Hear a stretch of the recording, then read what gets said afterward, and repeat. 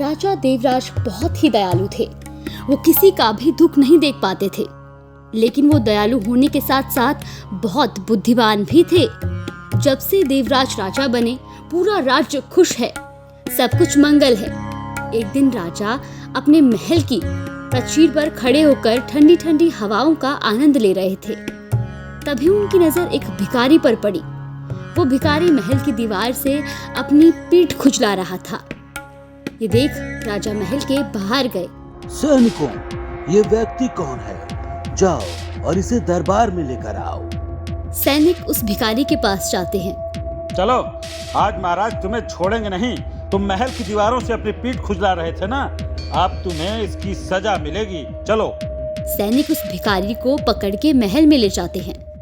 तुम महल की दीवारों से अपनी पीठ क्यों खुजला रहे थे? महाराज, मुझे माफ कर दीजिए, मैं कभी ऐसा नहीं करूँगा। मेरी पीठ में बहुत खुजली हो रही थी, इसीलिए महाराज मैं दीवार से अपनी पीठ को खुजला रहा था। मुझे माफ कर दीजिए। मैं आपको कोई सजा नहीं दे रहा। सेवक, एक काम करो, इन्हें 20 सोने की मुद्रा दे दो। जी महाराज। सेवक जाता है और 20 सोने की मुद्राएं लाकर उस आदमी को दे देता है। और जैसे ही ये बात अन्य भिखारियों को पता लगी, थोड़े समय बाद राजा देखते हैं 2 अन्य भिखारी दीवार पर अपनी पीठ रगड़ रहे हैं। ये देख राजा ने अपने सैनिकों से कहकर उन दोनों को महल में बुलवाया।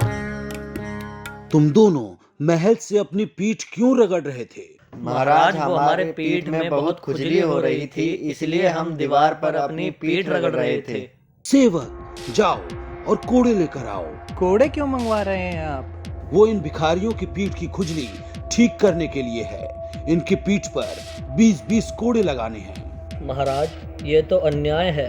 आपने उस भिखारी को स्वर्ण की मुद्राएं दी और हमें कोड़े क्यों? उसे सोने की मुद्राएं इसलिए दी गई थी क्योंकि उसने सच कहा था, लेकिन तुम दोनों झूठ बोल रहे हो। अगर चाहते तो तुम दोनों एक दूसरे की पीठ खुजला सकते थे, लेकिन तुम दोनों यहाँ सिर्फ लालच के कारण ही आए हो। राजा की ये बात सुनकर वो दोनों बहुत शर्मिंदा होते हैं और अपनी गलती के लिए राजा से माफी मांगते हैं।